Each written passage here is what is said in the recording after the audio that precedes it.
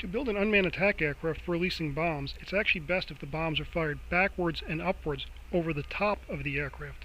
This means that you can have no brakes in the underside of the aircraft.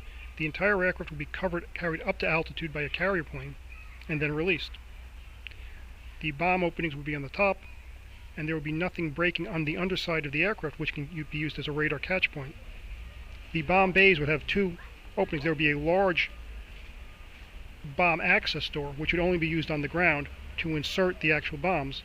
When the bombs are firing, in that door would be a smaller bomb aperture, which would be opened, the bomb would be fired, the aperture would be closed, minimizing radar signature. The bomb itself could be encased in some kind of anti-radar casing with perhaps streamers in back to help stabilize it while it falls. This would minimize the detection of the aircraft by not having the bomb show up on radar when it's released. By carrying the bomb up to altitude, you can use a couple of factors to make the engine more efficient. One is called the theta brake and the other is the throttle hook. The theta brake is actually a representation of curves representing the maximum heat which the engine can withstand. Theta is the ratio of the total temperature to the design operating temperature. The total temperature is the atmospheric temperature plus the additional heating that occurs as air stops and stagnates against the front end of the engine. The faster you travel, the more heating. If an aircraft travels at a slower speed, you have less heating and the total temperature is less, and that allows you to have a higher compression ratio from the curves. By having a total reduction in the air inlet temperature of the engine, the pressure can be increased. What happens in an engine is the air is brought in, it's compressed, fuel is heated.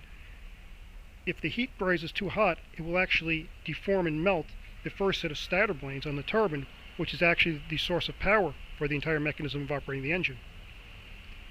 By having a cooler charge come in, you can have greater compression before that excess heat occurs. That's what the downward sloping lines of curves are.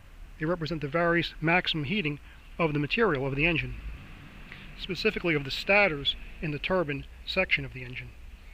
When air is colder, it is physically denser. There are more air molecules per each cubic measure.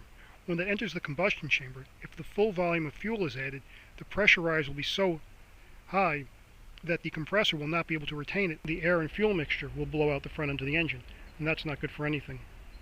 You have to maintain enough of a pressure ratio to retain it. As you increase the pressure ratio, you're increasing the heat of the air, and you can again risk overheating the turbine sections. By going to a higher altitude, the air is much colder, and even with the stagnation of the air, you can still operate at a lower temperature, which enables you to ride at a higher pressure ratio. The other factor is the throttle. The throttle represents the fuel efficiency versus the throttle position. The maximum fuel efficiency of a turbine engine occurs at about 50%, 60% of the maximum throttle position. The upper part of the throttle position is only used for takeoffs and emergencies. The operating position is at the halfway point. If you carry the aircraft up to altitude, it doesn't have to use the outer part of the curve. It can constantly use that half position of the throttle. That means that you can have a fictitious heating curve. The outer part of the throttle isn't being used, so that additional fuel isn't used. You can assume an even higher heating curve, which you're never going to reach, because you're only going to use the throttle at the halfway point. That enables you to again have a curve that's further out, which enables again additional higher compression ratios of the engine. Those higher compression ratios mean greater fuel efficiency. So you can build a more efficient aircraft, and you have a much lower radar signature. That's the best way to build an aircraft if all you want to do is deliver bombs. In addition, when a bomb is fired upwards, the wing plunges. Plunging a wing actually increases its lift, and so it somewhat self-stabilizes.